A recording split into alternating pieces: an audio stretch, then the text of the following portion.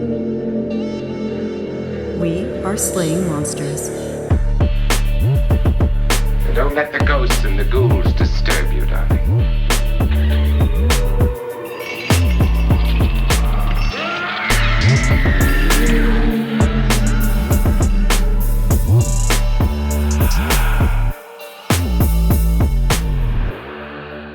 So when I took a trip to Spain years ago, way back in college, I actually got to see a magician do like a street performance. And it was really amazing because there was this little group of people gathered around this magician, and he said, I'm in Spanish, obviously. My Spanish isn't great, but I had somebody with me translating. And he said, I'm about to make myself disappear. I'll do so on the count of 3. And all the spectators were like, whoa, whoa, whoa. And they all started counting together. They went, uno, dos. And then he vanished. And everybody kind of looked around. And I looked at the person beside me and they were like, looks like he vanished without a trace. Ah. Yes? Yes. That's really good. I actually really like that one. Actually, I applaud that. That's good. See? That's good. Did you I like it a lot. Did you come up with that? Or? I did not. I found it on Reddit. Okay. Yeah. You got to give credit where credit's due. Yes. Thank you. Thank you, Reddit, for supplying me with magician jokes this morning. Some good and some offensive and some just kind of sad about how magicians don't really work anymore. Oh, no. There was a magician on the latest season of Queer Eye. Oh, cool. He won Magician of the Year, so there are cool. some magicians still working. Well, in I'm glad to Vegas. hear that. That's great. Good. That's so cool. Very awesome. I do have another magician joke, although I don't think either of you are going to get it. I was talking to a friend of mine about the latest Richard Emsley video series, and it's apparently a 4-part video series. I asked him, have you seen the 4 parts? And he said, well, I don't think I've seen the 3rd, but I saw the first twice. That's a little magician in joke. Okay, so that's not for us. That's for the That's for the like 1% of our listeners that are also magicians. That's great. They're over there laughing their asses off. It's right a good now. joke. I'm I sure gotta it's say, I it's a was good going to joke. say, why don't you explain it? Because that always makes a joke better. Explain it in detail. I'm actually not supposed to. Katie, do you know that I'm a magician? I think vaguely that Okay. you knew Yeah. how to do magic things, but I have never seen you doing a trick, which seems That's very oh, no. unfair. I'm Yes. sorry. That's very well, next time we hang out, I'll have to do some card tricks for you or something. Yeah, please do. Yeah, I used to do magic when I was in high school. I actually was on a like retirement home circuit that I would perform for local retirement homes as part of their like entertainment for these people. So precious. And I love that. Yeah, I'm a member of the International Brotherhood of Magicians. So I had to perform a magic routine to get in. I had to be signed off by some of their members. Unfortunately, my ring isn't around anymore. So like they're all shut down at this point because it's really hard to find magic shops and magicians anymore. But yeah, I'm a member of the International Brotherhood of Magicians. I have been for like 25 years. And I actually I'm not supposed to reveal the secrets of some of this stuff because of that association. So, Of course. Yeah. You might have heard of this magician that's on Queer Eye. I'm forgetting his name, but he performs in a dragon suit and he has a little chihuahua. I don't know who this is, but that sounds amazing. Yeah, he's really good. I was like, I would go see this guy in Vegas because it's like his act, I think on purpose, feels a little like rinky dink because he's like in the suit, but he's incredibly talented. He does a few tricks on the show where I'm just like, wait, what? How did you do that? He is Piff the Magic Dragon. Oh, Yes, that's it. that's so cute. And then his chihuahua's name is Mr. Piffles. Mr. And Piffles. Oh He's my like, God. he's Yeah. like 16. He's the oldest dog, but he participates in the shows. Oh, Is he that's just great. like shake uncontrollably and like No, he's the chillest dog you've Wow. ever seen. Also, he's been doing this like since Piff the Magic Dragon like rescued him. He brought him into the show. So he's been doing it his whole doggy life, I think. That's it really just doesn't think adorable. anything of it. Yeah. Aw. That's wonderful. Oh man, why are we talking about magicians? Well, we got part 1 of the Doc Shiels saga that Matt is going to dive into right now. We are slaying monsters. We've got Maddie J. Hey, We've got Katie with us for the first time. Katie, in a your first series. episode. yay! Hello. I'm so excited. Yay! And I'm EJ, and we're going to get started on part 1. Yeah, so this is part 1 of the life of magician, surrealist, and monster raiser Doc Shiels. I encountered Doc Shiels very early on, not in a magician capacity, but because I saw his most famous Loch Ness monster photo, which I want to say is probably like the second most famous Loch Ness monster photo after the surgeon's photograph. It's everywhere. It's been on book covers. It's like all over the place. If you Google search, you're probably going to come up with it. They call it the Loch Ness Muppet because it looks a little bit goofy, but it is iconic in a way. And he really sort of redefined the world of cryptozoology almost single-handedly. And he got in the ear of some very, very established cryptozoologists and convinced them that he was real and legitimate, even though he was not at all. He was doing essentially a surrealist magic routine for the course of like 2 years.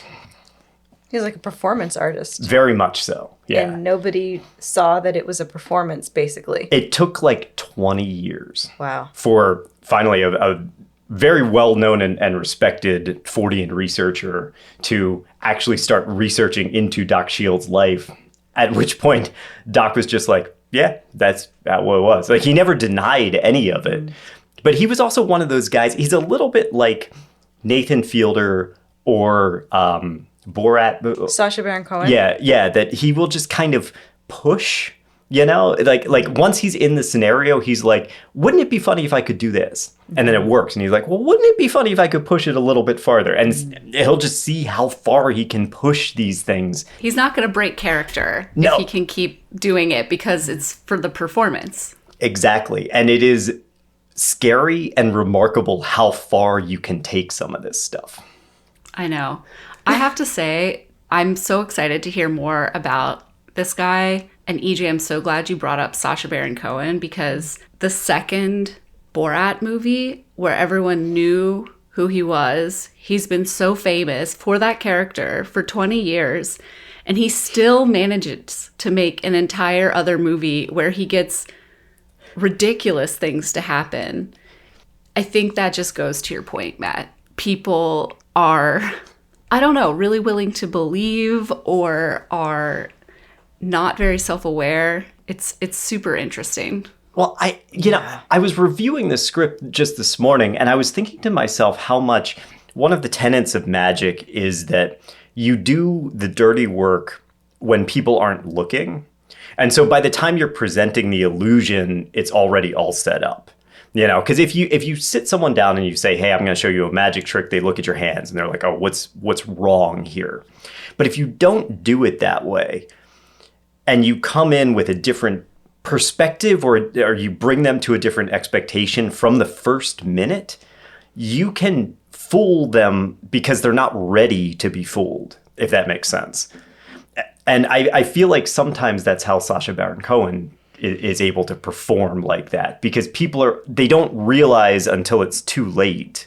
And by the time they realize, they're already invested and they already are fooled enough by him and believe him, you know? Yeah. And I mean, I think in the case of him, I don't think this is the case with Doc Shiels so much, but he plays to people's egos in a lot of cases too. Like he'll pump somebody's ego up and get them to come along with him doing ridiculous things.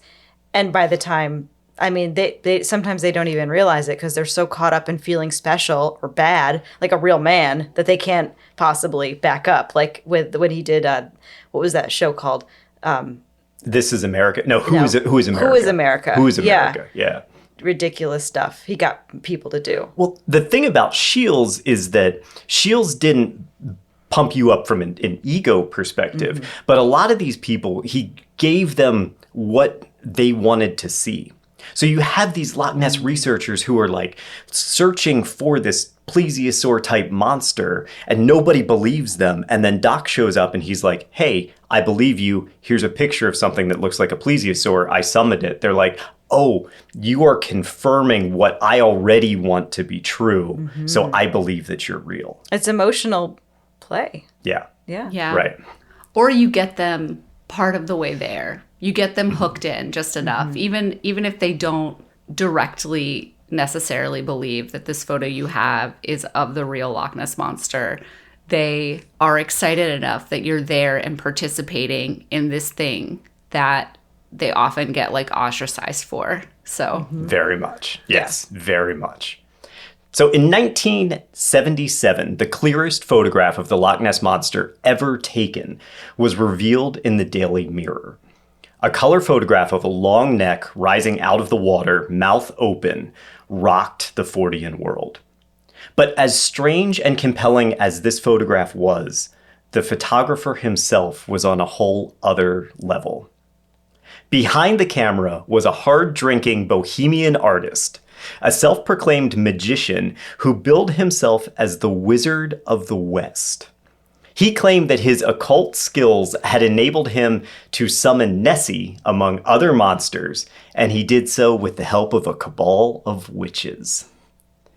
The weird life of the wizard known as Tony Doc Shiels and his encounters with a host of lake monsters, witch covens, and winged beasts left an indelible mark on the world of cryptozoology.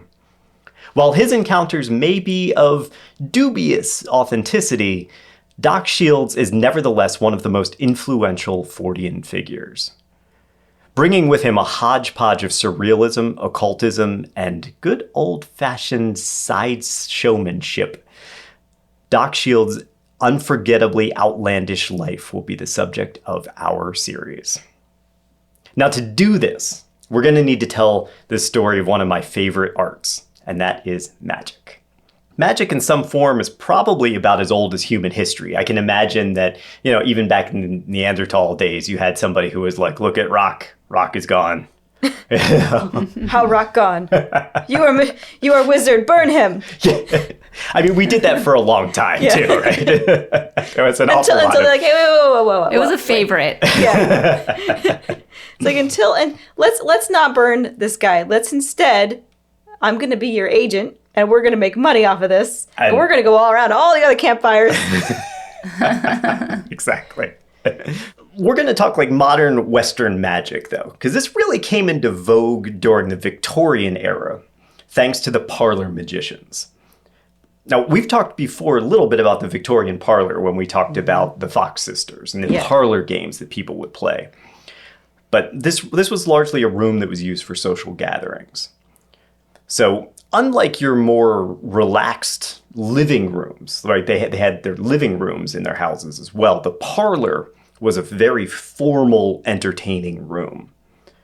Most homes had a parlor, although lower classes tended to call them front rooms rather than parlors, but they still served the same function. That was where you entertained guests. Did your grandma use the word parlor? Mm-hmm. Yeah, mine did too. I feel like that word has just died. We didn't call it a parlor. You didn't call it? Oh, okay. Well, we're fancier But than you. did you have it? The fancy room? I don't think so. Because on my mom's side, they were a farm family, so they really didn't have a parlor. They just had like a living room and a dining room. There was nothing that could be construed as a parlor in their house. And then my grandmother's house, I guess they had a parlor, but I don't know, didn't really do that either. We always walked in through their porch. Well, I think I just think that the vernacular has changed. So my grandma called the parlor what would be the living room. We didn't have a specific room. It was just a living room, but she called it the parlor. And I think that nowadays you'll never hear people calling it the parlor. I think that was probably the last generation. Yeah. Maybe if someone has a real mansion, and I'm thinking like very upper class people, not just people that have a lot of money, but people that come from some sort of lineage or whatever, I could see them calling a certain room in their house of many, many rooms a parlor. Yeah. But like my parents' house is set up with a front room that is very formal. We have the living room that we hang out that has the TV and everything. That's where we would always hang out. But we have a front room. No Yeah. one really ever goes in there.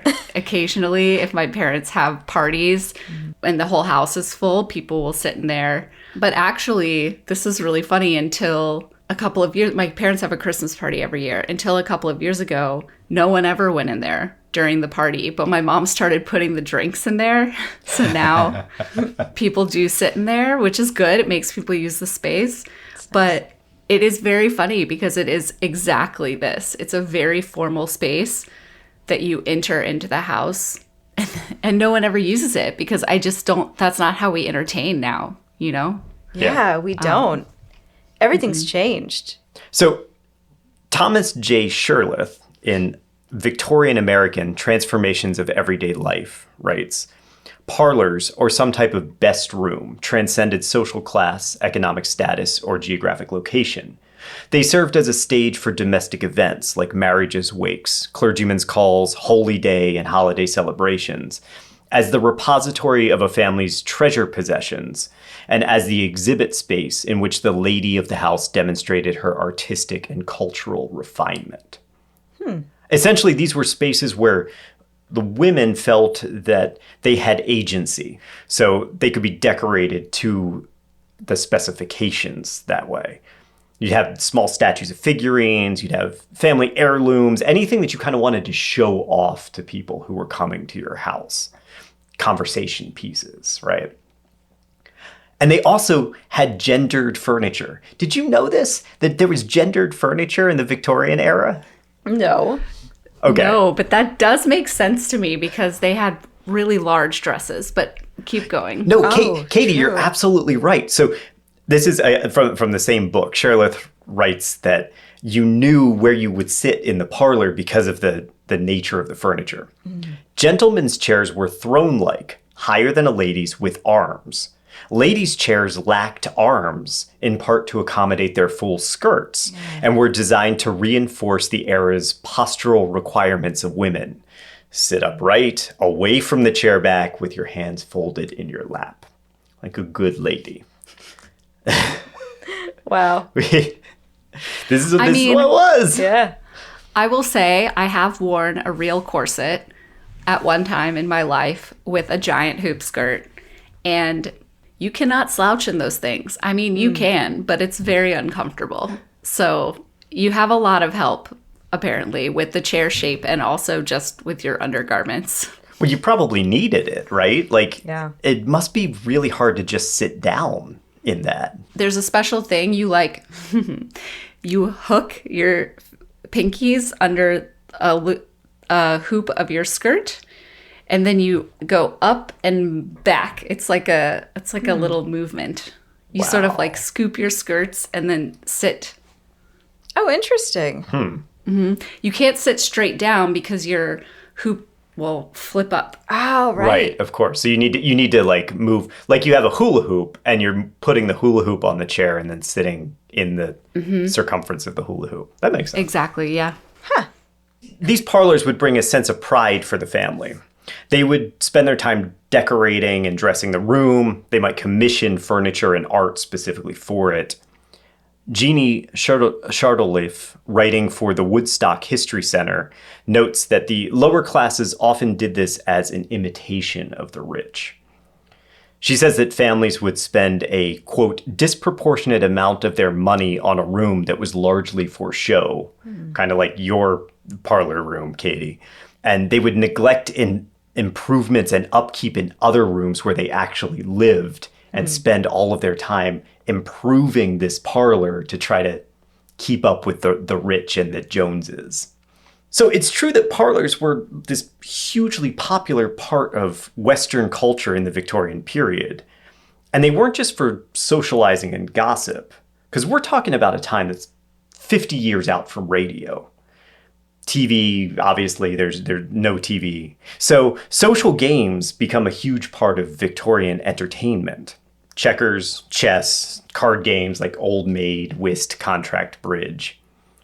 But then there would also be these more rambunctious games, too, with an athletic component. So they would have a pistol that fires rubber-tipped arrows at a target, like early Nerf guns. These were advertised as the, quote, highest physical and mental development, while being, quote, intensely amusing and perfectly harmless. Like lawn darts in the 50s. Yeah, pretty much, right? Totally harmless. And in your parlor, you also might play Blind Man's Bluff, where you would have a blindfolded player trying to tag other people roaming around the room like that, or shadow puppets, musical games, especially if there was maybe a piano in the room. You would have theatrical performances, maybe, sometimes impromptu, sometimes off the cuff. And then, of course, sometimes magic tricks.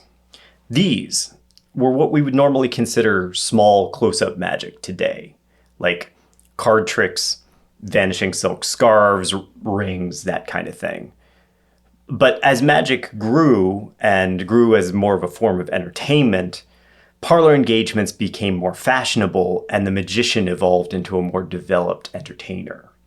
So you had something that started out with like a very sort of off-the-cuff, oh, I know a magic trick here and there, and then you would do it at your parlor to entertain your guests. You would go to somebody else's parlor and entertain when you were a visiting guest.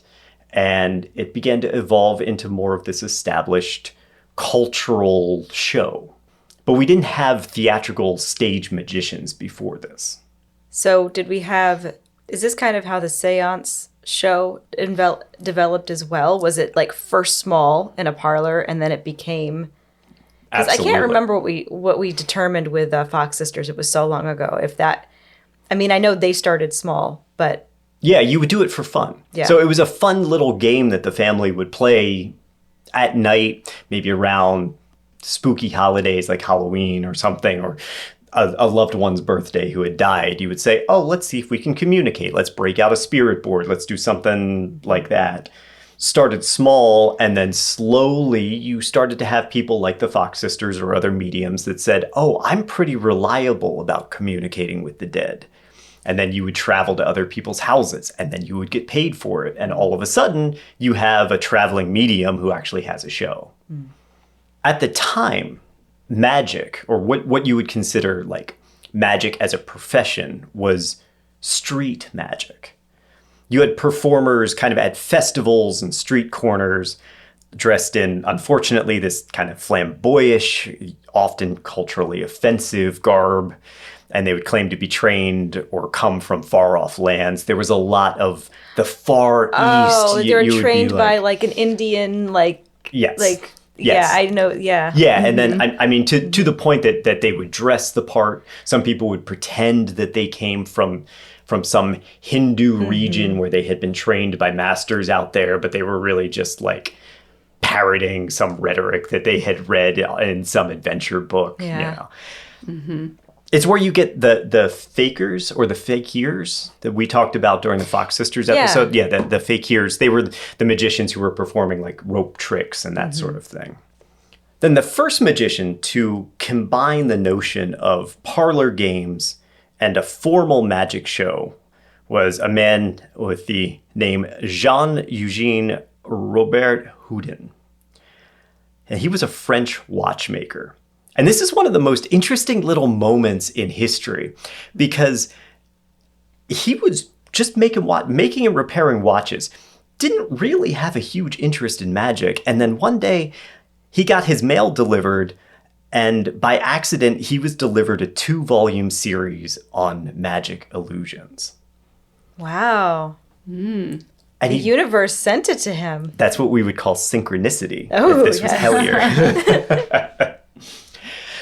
But he started reading these books, and he became fascinated by it. And he started practicing little sleights of hand, little techniques in his shop. And as he was doing it, he thought to himself, I could actually apply some of my clockwork that I've learned through watchmaking to these effects and create more established illusions. His last name was Houdin?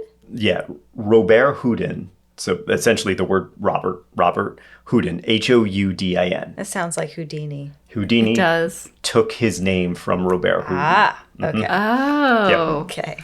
Also, I'm curious about these books because you said there weren't established shows, but I guess people were writing books for those who wanted to learn for parlor games. Yeah, so and for street magic. There was Yes. Okay. Oh, right. the profession was called legerdemain back in the day, which literally just means sleight of hand or trick of hand. And that has been written since at least, I want to say like the 1870s-ish. But applying the principles of his clockwork to these illusions that he was reading about, he soon started giving what he called soirées fantastiques, full-on magic shows. That name kind of reveals his thinking behind it. He was taking a different approach than the fakirs, the other foreign mystics of the time. He was the first one to start dressing like a gentleman, going as far as having a top hat, a tailed coat, kind of what you think of when you think of the traditional magician now. And he leaned into the public's obsession with status that was already inherent in this because of the parlor. That gave him an edge when it came to misdirection and trying to essentially pull these tricks on people. Because in the Victorian mindset, it was very, very hard for people to believe that a gentleman who looked so good, so dapper, would lie to them. This is just unfathomable. But he's there, he's presenting this way, but he is. He's lying to you, he's fooling you, he's using your impression of him as part of his act. By 1845, Robert Houdin had built his own theater, the Palais Royal, where he performed his elaborate routines. So now he's moved beyond just doing magic in people's homes and parlors, he's actually giving stage shows. But the thing is, he used to get really awful stage fright.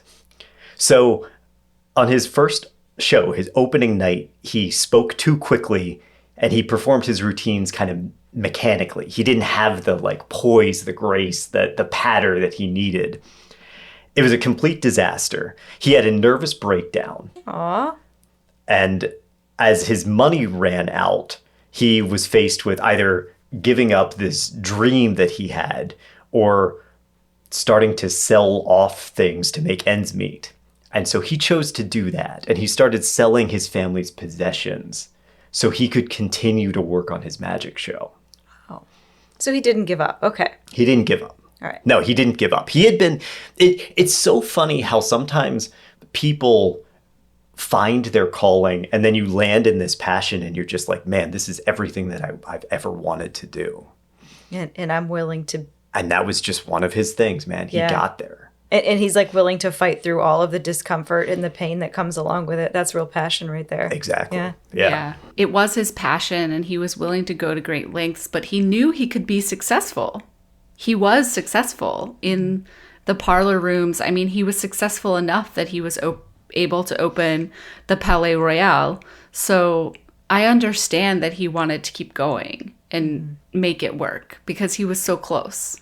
And I guess he must have been nervous in the parlor rooms, but I guess when you're on stage, it's a completely different thing. It's totally you know? different. Yeah. In rooms, you can connect more one-on-one with people, I imagine. That's very true. Yeah. But on stage, it's... There's just beady eyes staring at you the whole time. Yeah, you have to make it up. Yep. Yeah. Or you have to manufacture that feeling of intimacy, I think, in a much more serious way than you do. And that is such a critical component for a magician, too.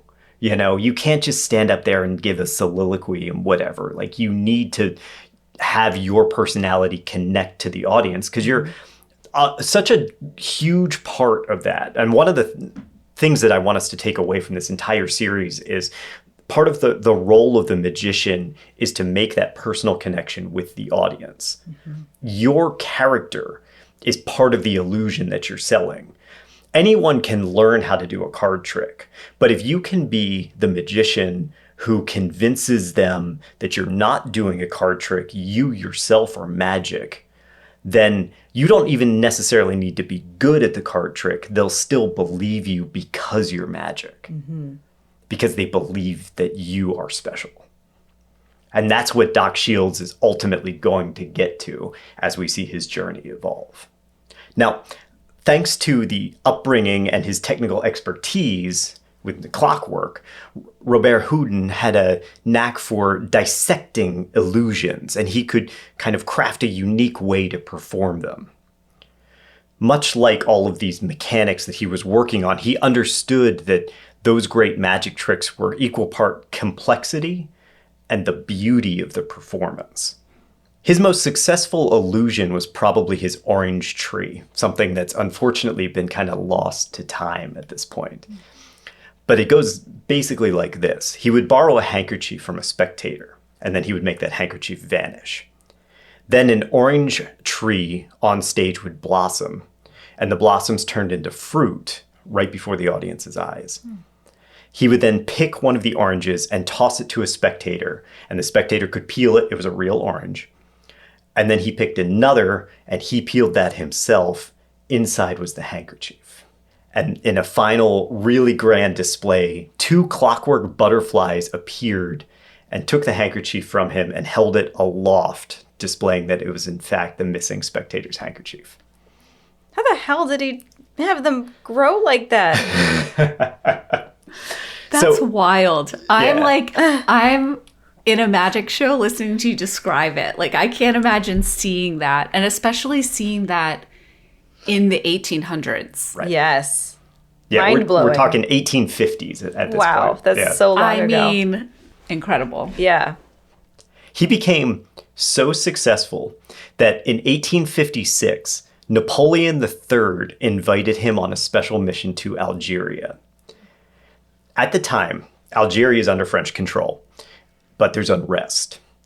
And what was going on was that the Muslim leaders, who were known as the marabouts, were kind of sowing dissent among the ranks. And they were doing so by performing magical illusions and claiming that the Prophet Muhammad had imbued them with these special powers. So Robert Houdin's mission was to prove that French magic was superior to Muslim magic. Oh my God. And this is a really complicated section of the story for me because it makes him a skeptical magician championing logic, kind of like a James Randi. Katie, are you familiar with James Randi? No. James Randi is a really cool dude. He was, we'll talk about him a little later, but he was a magician who was very skeptical magician, and he had a challenge that if there was anyone who could essentially prove that psionics, psychic powers, something like that were real, he would give them $1 million. But because he was a magician, he knew all these methods of doing this. And so he could set up experiments to test a person's psychic powers that would prove if you were faking it or not, basically. He never paid $1 million to anyone. Obviously. But so I Never met someone who could outsmart him. pretty much, right? Yeah, pretty much. So I have a lot of respect for that line of thinking, but it's done in Algeria to keep a colonized population under foreign rule, which is brutal and offensive, right? And so, as we've learned time and time again through the process of doing this podcast, history is fucking messy. And these things are weird and difficult to talk about. I went to see John Oliver recently. Oh, nice. Oh, cool. And he is a very smart man and on top of being funny or thoughtful man. And he said something that I really liked, which is that history is not supposed to make you feel good. It's supposed to give you context. As a former historian, I really like that because it is something you wrestle with when trying to talk about historical things to other people. They're just like, well, this is really sad. This is really bad. Yeah, but I'm not telling it to you to make you feel bad. I'm telling it to you to give you context. No, Yeah, I just no. think that's really insightful because of the way that people are like ignoring certain parts of history in our education system right now to hide what was done. I think that, people are scared of the emotion that gets brought up from the true history that happened, like in this country, for example. It's important, I think, to recontextualize that into saying this is context. It's important. History doesn't care about your feelings. It happened. You need to understand that. And so I think, to your point, Matt, it's important that we know these things, even if they're uncomfortable. Absolutely. So, Robert Houdin arrived in Algeria and was challenged to perform a magical illusion that was superior to this Marabout magic. And so he accepted and performed a bullet-catching illusion. Oh, wow. A pistol was fired at him, and he claimed to catch the bullet in his teeth. Stunned at the effect, the Marabouts relented, and Robert Houdin returned successfully. Algeria would remain under French control for another 100 years, finally gaining their independence in 1962 following a decolonizing Algerian war. Holy shit, that was because of the bullet trick? Well, so again, Not history's all because messy, of the right? bullet trick, I'm sure. A lot of this, these like magical duel in the desert type of stuff, these come from his autobiography. Okay, likely apocryphal or at least wildly inaccurate. We don't know how much of like crazy French man catching a bullet in his teeth actually affected the Muslims' opinion of France's military superiority. And they might have just been like, "What the fuck is this lunatic doing?" We don't know. The whole story, it does feel very like primitive tribes being intimidated by clever white man. To me, Sounds very self-serving for the white man. yeah, Yeah, and especially because they themselves were doing magic to sow dissent. So they knew that magic was an illusion because they weren't doing it because they thought it was real. They were doing it because to further their own ends. And so why would they be like, "Oh, this mystical man has come and that means he's better than us." Like, Yeah. Right. they might have been really impressed, but they knew that it was an illusion, even if they didn't know how he did it. Anyway, it Right. doesn't No, logically make sense. That's But a great point. biographies are not about logic. They're about Yeah. your story. exactly.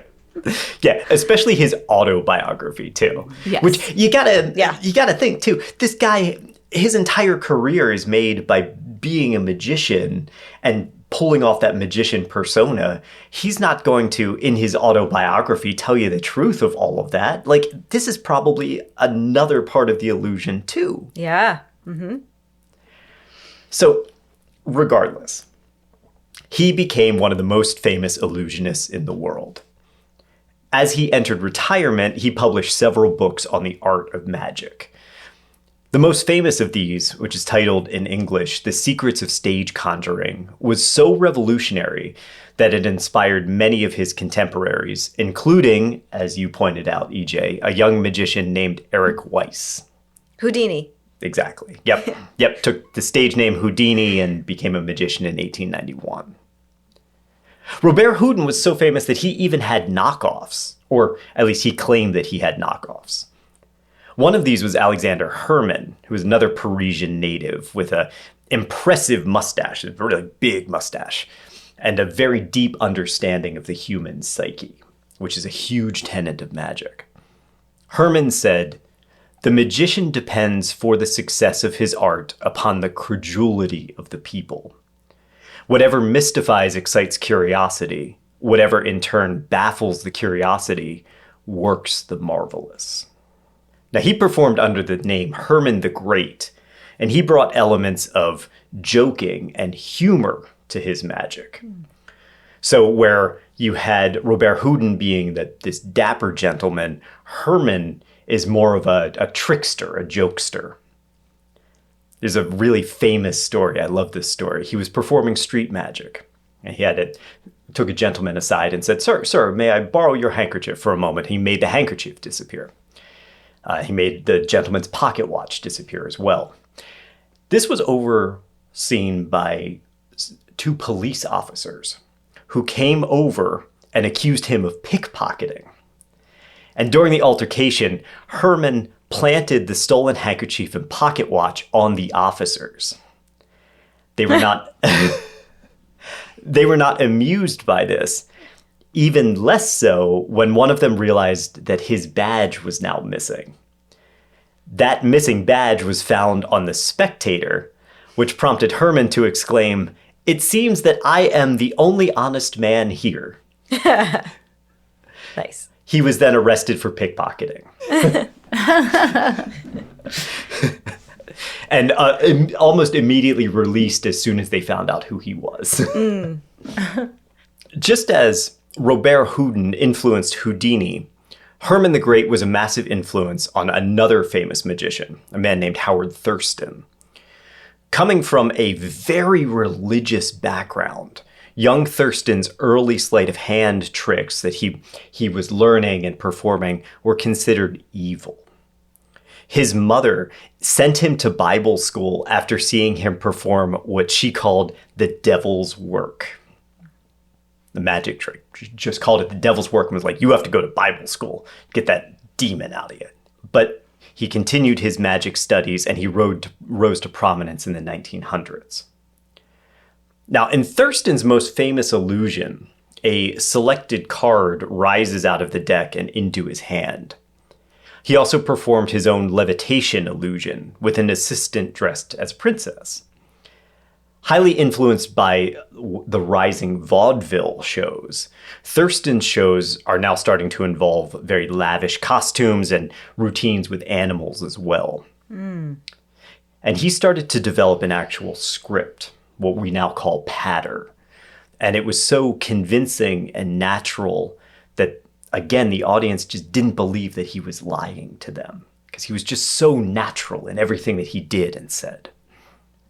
He moved the magic show from, we'd been in the parlor, we'd gone to stages, and he moved it to a traveling magic performance, which is now becomes a massive production for him. He would train and mentor other upcoming illusionists who would perform as openers for his act. So he's now almost like a band, if you think of it that way. You know, he's almost like a circus that he's going around from place to place. He has these opening acts. They psych everybody up. They're like, oh, the great Thurston. And then he comes out, he performs his magic. Among the people he trained was young Harry August Jansen, or Dante, as Thurston called him. Now, Dante took up Thurston's mantle after his death in 1935, and he continued doing this traveling vaudeville magic show, touring the world, performing his illusions and tricks that were developed by Thurston and Herman, and even adapting some of his own. And now, because you have this whole department of magicians working with him, you have all these different minds that are starting to build the performance and the illusions and just the whole fabric of it is coming from a committee almost. Dante's magical catchphrase, Simsalabim. You ever heard this? Simsalabim? I have, actually. Yeah. Yep. That was like synonymous with abracadabra. That came from this guy. He became very famous for sawing women in half, an effect that was originally developed for Thurston.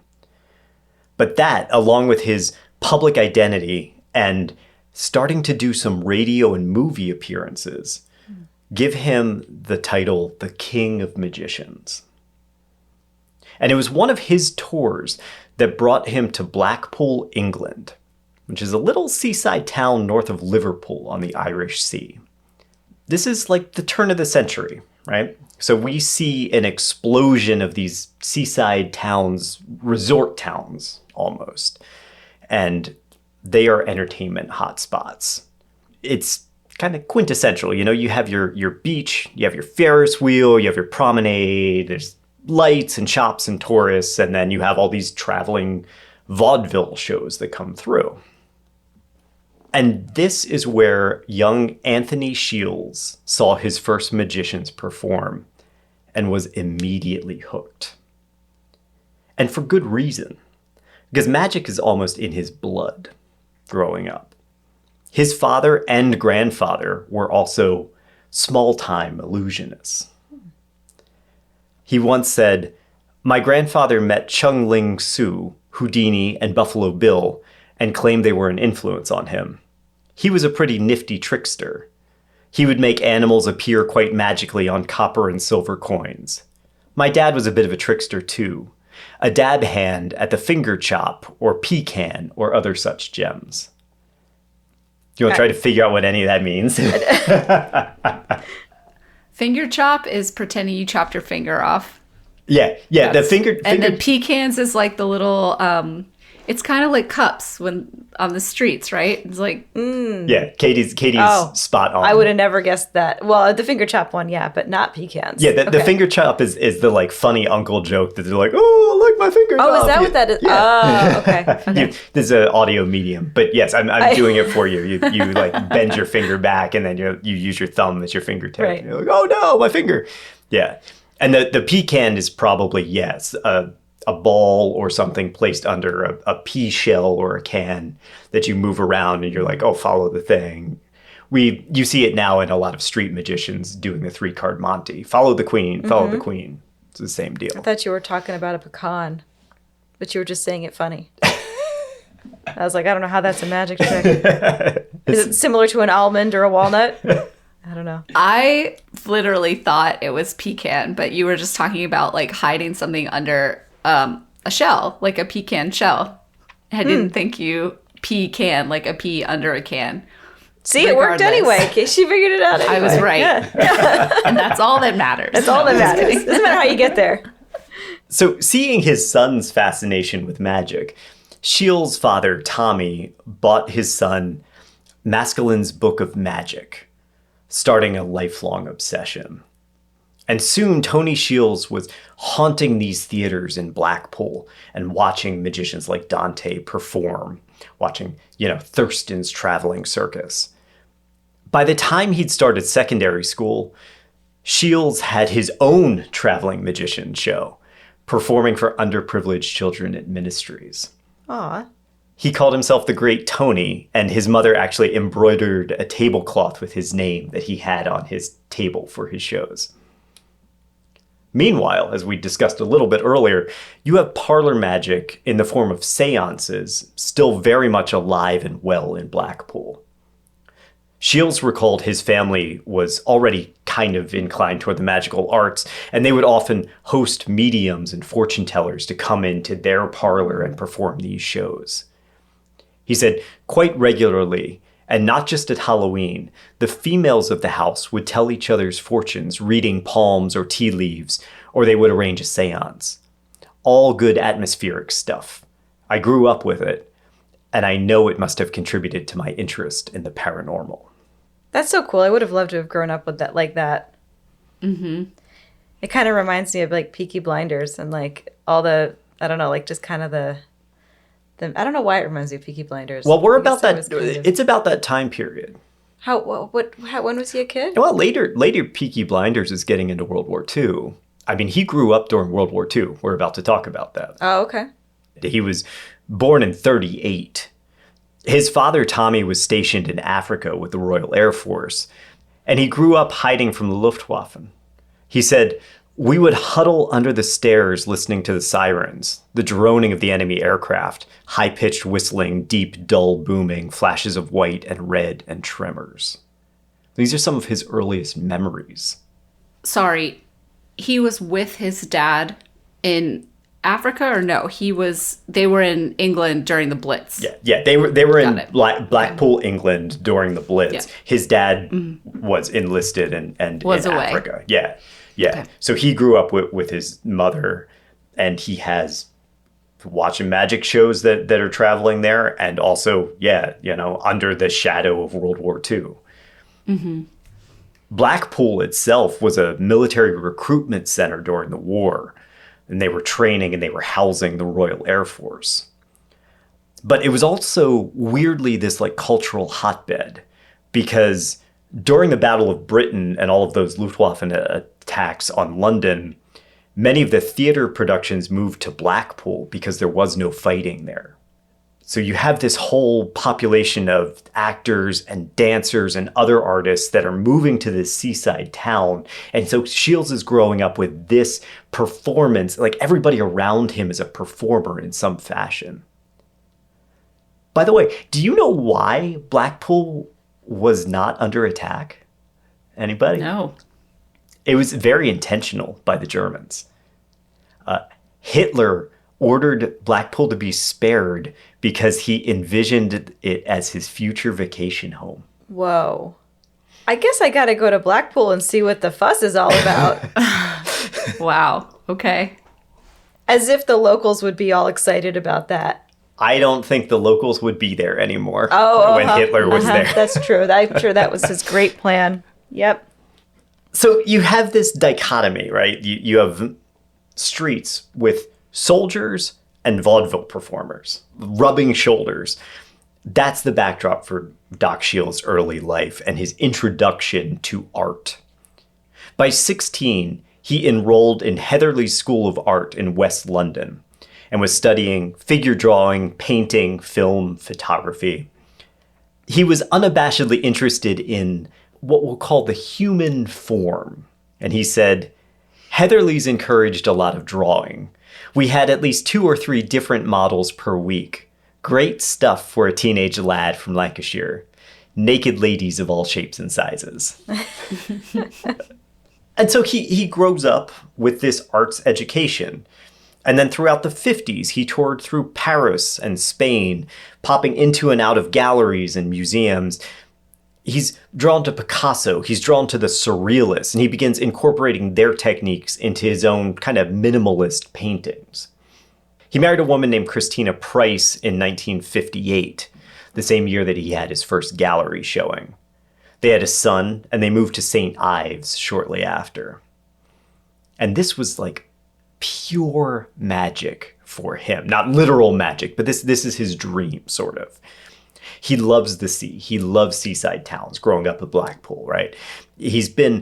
Moby Dick was this obsession for him when he was a kid. And so he spends all of his time walking this rocky landscape. He's watching the ocean, and he's got these memories of like these ships sailing out after this mythical giant whale, this monstrous whale.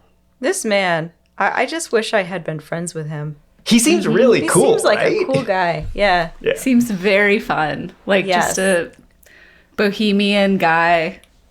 But Yeah. also like driven. Like he has goals. He is doing stuff. He's not just floating around. Right. Yeah. But St. Ives, where he's living now, this is not exactly what you call a sleepy seaside town. Because now we're in the 50s, the war's over, and we have the beatniks coming. And bringing with them is Britain's counterculture. So artistically, this country is in the throes of mid-century modern. This mid-century modern, we're like sleek, we're functional, we're minimalist, right? That kind of design, that kind of artistry. But when you have the beatniks come in, you have the rejection of all of that. Because this is now Doc Shiels. This is a youth spent in the shadow of war. They are eschewing materialism, they're eschewing popularity and conformity. And they're gravitating toward this different kind of artistic impression that's more steeped in like the bizarre, the absurd, the dreamlike. This is the birth of British surrealism. Was this around the same time that absurdism came about? Like the play? I don't know that. I'm such a fan of absurdism, and I feel awful that I don't know when it came about. I was going to say, I think so. The beatniks were also very into existentialism, like Camus and Sartre and all those folks. And they were also writing plays that were a little bit weird.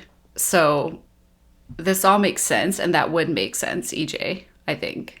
Oh, it's interesting you say that because I'm reading about it now, and it says that it took shape in the 20th century with the help of Albert Camus. So yeah, that's about that same time then, right? Yeah. Yeah. I pulled a little quote from London's Tate Museum about surrealism. Surrealism ends to revolutionize the human experience. It balances a rational vision of life with one that asserts the power of the unconscious and dreams. The movement's art finds magic and strange beauty in the unexpected and the uncanny, the disregard and the unconventional. At the core of their work is a willingness to challenge imposed values and norms and a search for freedom. Now, as a form, surrealism actually kind of dates back to World War I, but it gained a real foothold during about the 1930s. It was considered communist and leftist, and the early surrealists were often branded as anarchists, a moniker that one of their founders, Andre Breton, fully embraced by the end of World War II. We probably know Salvador Dali as the most recognizable surrealist, or at least the one that most people learn about in our very brief artistic education in public school. He helped to really push the surrealist movement into a more performative direction as well. Out of just, I painted a painting, I did a sculpture, he's now doing a bit more of like a performance aspect to it. In 1936, Dali gave a lecture on art while wearing a scuba suit, a performance that almost suffocated and killed him. Oh my God. Yeah. He's a very complicated individual. He claimed to have homoerotic dreams about Hitler, and he painted works with titles like The Enigma of Hitler and Hitler Masturbating. But it's really hard to tell if Dali was truly sympathetic with the Nazis or if he was just using their symbols as a vehicle to subvert even farther. Because that's what surrealism was all about. To me, that sounds almost like the producers. A little bit, right? Where the producers, the whole point was to make them look ridiculous. I just wonder if that's what he was doing. He was pushing it not to truly honor the Nazis or because he was sympathetic to them, but because he was trying to make them look ridiculous. I don't know. Of course, then there's also, if the way he's doing that is through like homoeroticism, it's like, okay, then what are you saying about being gay? But maybe I'm wrong. I mean, I don't know. I don't know. It seems like people are still really divided on it. It's complicated, right? His dreams, when he talks about his homoerotic dreams of Hitler, a lot of times Hitler comes to him as a woman too. And it's only homoerotic because Hitler's actually a man, but he arrives as a woman. So he's like feminizing Hitler in a way too, which seems like that would be a very emasculating thing to do for the Nazi leader. Yeah, who are, fascists and very who would not like that at all. Yeah. So I don't know. And surrealism comes from a leftist place, so maybe, yeah. It seems like Doc Shiels was a little bit like this too. I mean, with surrealism, you don't ever say if you're joking. Right. So Dali was putting that out there, and he was willing to sit with the discomfort of people perhaps misinterpreting what he was trying to do. And I don't know because I haven't studied surrealism, but I know a little bit about Dadaism, which was start of the surrealist movement in the 19 teens, and there isn't always an exact intention or results. Like the intention is to push. And my understanding is that there wasn't always a goal of I'm trying to portray like this particular meaning. The goal was to push and get people to think outside of how they normally think. So maybe he didn't even have a real intention in terms of what the end result was. Yeah. I don't know. From what I read about Dadaism, and you know way more than me, Katie, but like from what I read, it's kind of like it's a breakdown of the way that the status quo, like it's an anger outward toward World War I and everything that was going on. And so you're right, like it wasn't really about the results. It was more about the action of breaking apart what put us here in the first place and displaying that.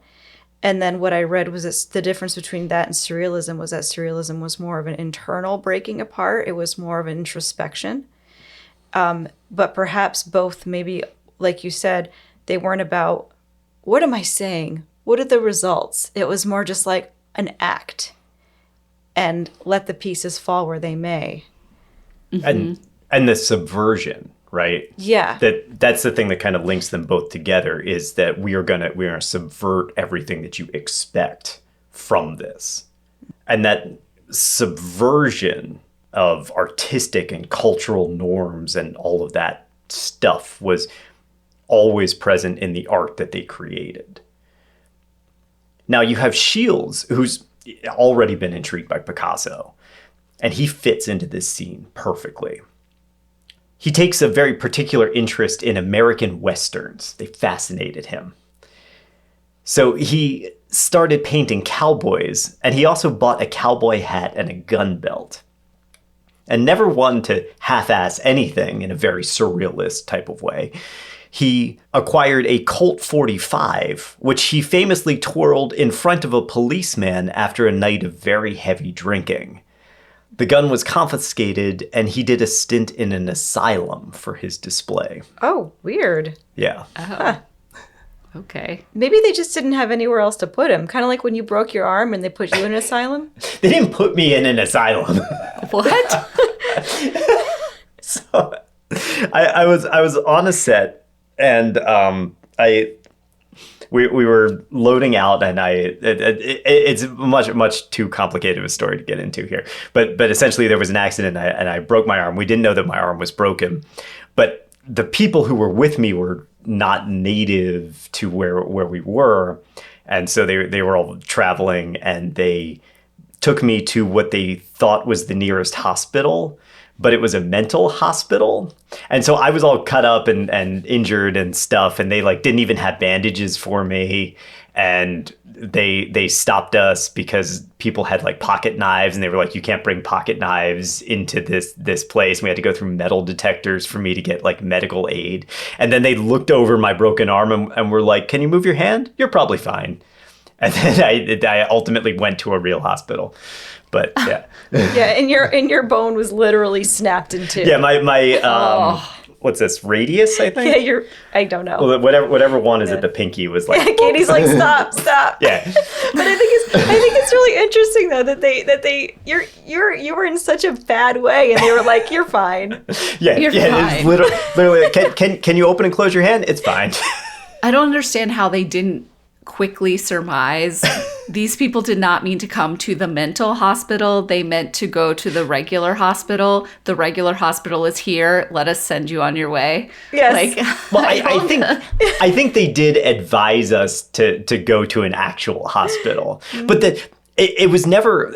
I don't want to say the name of the hospital on air, but it just had like a name. Mm-hmm. St. Andrews or whatever. Yeah, whatever. Yeah. It wasn't like a St. Andrews asylum. Right. So, Yeah. That's interesting. Well, also, I'm wondering, perhaps that happened to Doc Shiels, or, I mean, they sent people to psychiatric facilities for every fucking thing in the 1950s. I mean, they were sending women there for postpartum depression, for being too rebellious, for just being depressed. Like, I mean, I think so. It's possible that they were like, who is this guy with a cowboy hat and a Colt? He must true. Be crazy. Yeah, because he was probably wearing something so outlandish, or to us, we're just like, oh yeah, a cowboy hat, whatever. But like, that must have been bananas over there. So yeah, that was part of it. Part of it was also he was struggling mentally at the time as well. He had such a frustration with the current state of the art world and his place in it. He loved surrealism, right? But he found himself a lot of times too bizarre to be taken seriously. And he wasn't really being taken seriously by art galleries and dealers. They didn't know what to do with any of the work that he was producing. So he wasn't really being paid for any of the art that he was creating. And he called the current state of the art world middle of the road modernism. This frustration pushed him to act out even more and become even more bizarre and surrealist, which then made the dealers and the galleries reject him even harder. And then it became this cycle. There was a very famous incident where he designed a piece called The Two-Backed Beast, which was an installation featuring a piano and then hanging World War I gas masks. And during the course of the installation, he filled the gas masks with turpentine and set them on fire, and he nearly burned down the gallery. This distaste for the art world extended to the dealers, too. He recalled one particular dealer who stole his art and repurposed it later without paying him in any way. And he said, Henry Rawinski came down to St. Ives. He ripped everyone off, but then he's an art dealer. He had a load of my work and he never returned it. One piece was used on a record cover, sessions musicians doing Beatles music. So Damn. even when he got somebody who was like, oh, Doc, I kind of like what you're doing. They didn't call him Doc. He wasn't Doc yet, but they'd be like, oh, Tony, I like what you're doing with this. He still wasn't getting paid for it. He still wasn't getting recognition and success. When Rawinski came back and set foot in St. Ives, Shields got some of his other artist buddies to riot, and they all ended up in jail again. That probably also helped them sober up, too, because they were very quickly gaining a reputation of being these hard-drinking, eccentric dudes. In fact, Shields' arrests had become so commonplace that the St. Ives police knew him by name and would just sort of walk up to him in the street and be like, okay, Tony, it's time to go spend the night in the cell. I feel like that's probably just part of his performance art. I don't That's know. what I would say. I would also say that just sounds like small town cop work. I mean, my Right. dad has similar stories of people who drank to excess often, or petty crime, other types of like things where they weren't particularly harmful, but my dad, like everybody knew them. And so, Right. yeah, my dad would just walk up and be like, hey, we're going to go now. They'd be like, okay. That's exactly what it was. Like, hey, Tony, let's go. Yep. But ultimately, I mean, he has a wife, he has a kid. Like, this became too much for his family to handle. And so they moved to Dursley, which is a small town about 25 miles north of Bristol. By this point, he's burned out on art and drinking. And so he returned to magic. And he started doing magic tricks in a local pub for the fishermen there. So they would come in with their catches and they would watch him do mentalism and little card tricks and things like that. He was convincing enough that he actually earned the moniker the Bloody Wizard. Oh, cool. He brought his art education into the mix too, and he began writing articles on magic and magic history for publications like The Linking Ring. That's the official magazine of the International Brotherhood of Magicians. He would research the history of these tricks across multiple cultures and put kind of a scholarly spin on magic as an art. And that research is exactly what he used to do during his adolescence at art school. He was just applying it to magic and saying, I think there's artistic value here beyond just showing somebody a cool card trick. There's a legacy, there's a style that makes this an actual form of art. While writing for The Budget, a British conjuring magazine, he interviewed Ray Harryhausen. Anybody know Ray Harryhausen? Well, the name sounds familiar. Oh, yeah. Is he like the son of the guy or whatever? Oh, Of Hausen? Houdin? Houdin. Oh, I'm thinking of Houdin. Oh, I'm no, thinking- Ray Harryhausen is... Too many names. No, he was a special effects artist. He was very famous for modeling and stop motion work. He did The Beast from 20,000 Fathoms, It Came from Beneath the Sea, Mighty Joe Young, Seventh Voyage of Sinbad, Jason and the Argonauts. He would do stop motion, but he had like a way of doing it that brought a life to it. Skeletons and Jason and the Argonauts and the titular beast from 20,000 Fathoms, they moved and they behaved like real creatures. They were very different than the more like mechanical stop motion that was being done in other movies. If you think of it, he's almost like the Michelangelo of stop motion. He's really just this super talented artist. And Sheils loved this monster work that he was doing.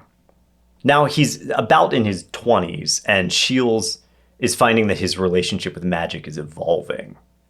He is taking his artistic experience with surrealism, the beatniks, and he's starting to push the boundaries and reshape illusions like balls and cups and cards and that kind of stuff into something that's a little more esoteric.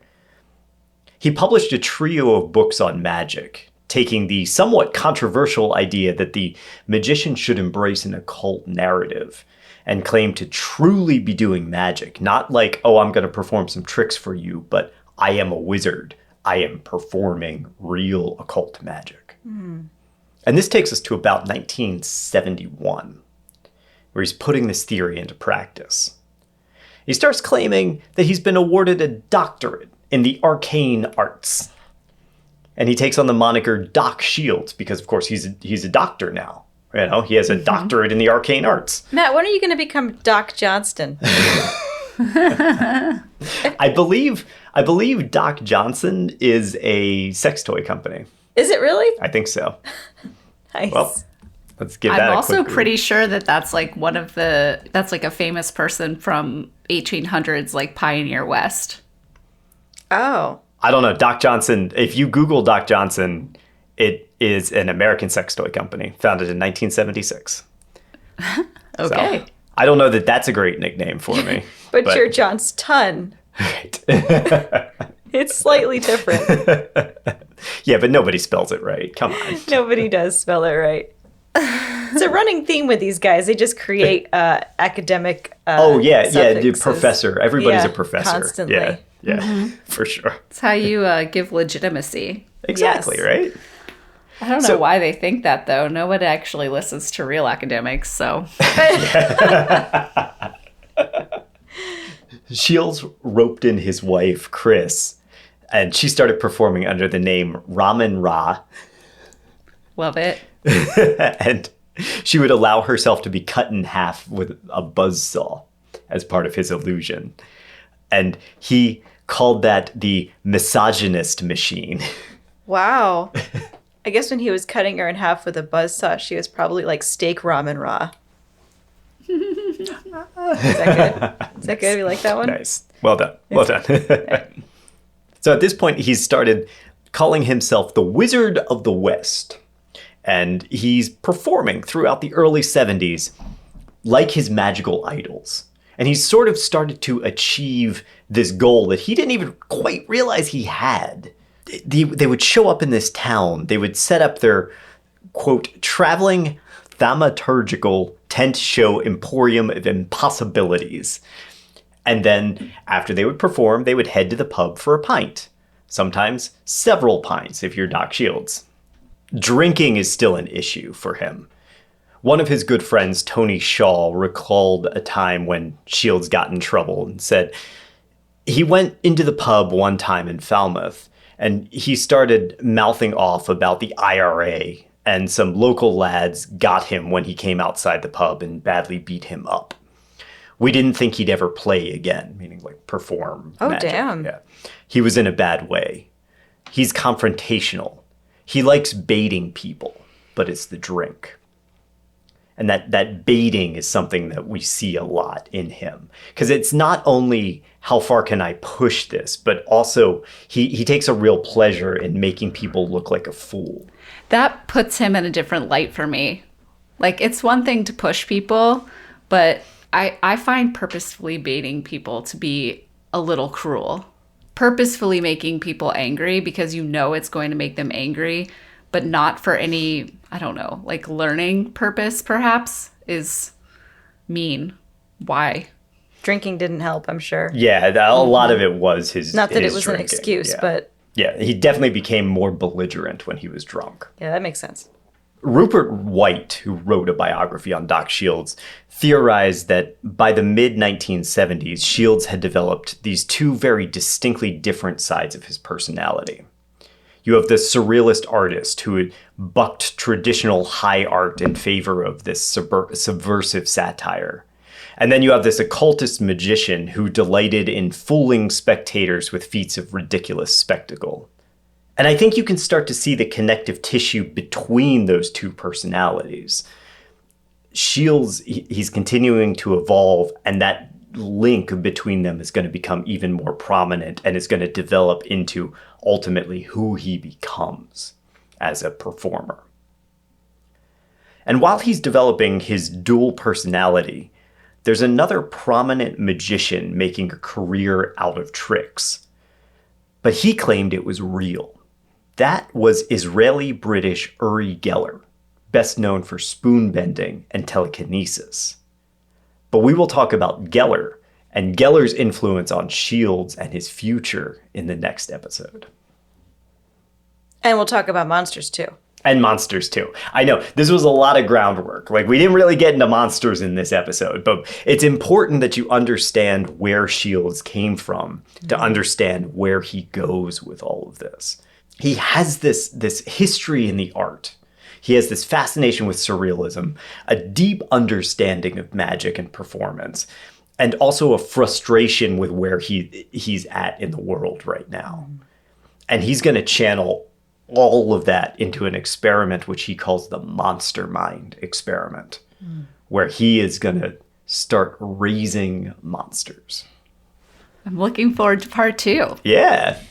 I am really appreciating his growth. I feel like all of this context is really helpful. Yeah, it's interesting because sometimes we do things that are just stories about, like, this guy saw a Sasquatch or something like that. And it's still, the jury is out on certain things. Shields is fascinating because it's all fake. Everything is not real. It's all a performance art piece.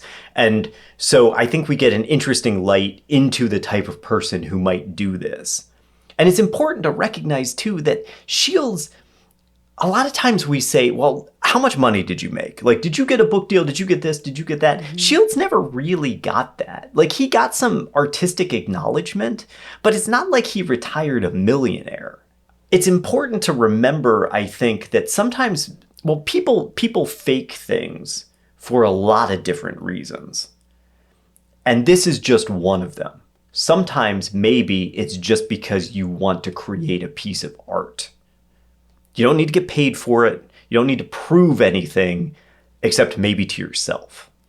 This is important, paralleling where we went with Sarah Winchester too, because you can walk around and you can say the Winchester house is haunted. But when you understand Sarah Winchester's history and you understand why she did what she did truly and not what everybody said after the fact about her, you have a better context and you have an understanding that it's not haunted.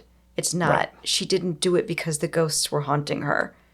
She did it for very specific reasons. Yes. Same with the Fox sisters.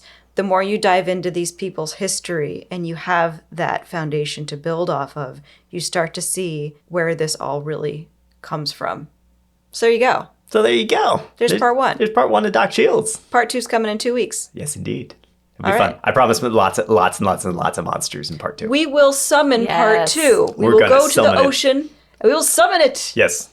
I need, so sign up if you want to be part of the Slaying Monsters Coven.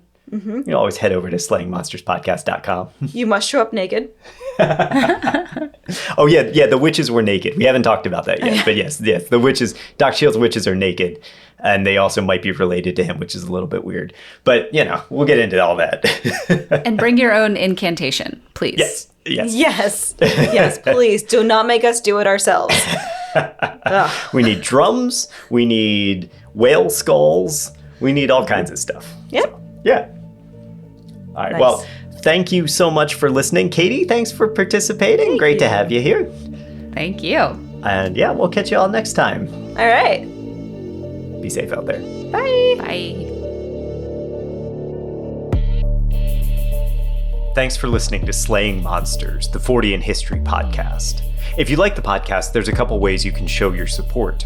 You can tell your friends, you can leave us a rating and review on your podcast platform, or you can head over to slayingmonsterspodcast.com and click on the Support Us button to leave a donation.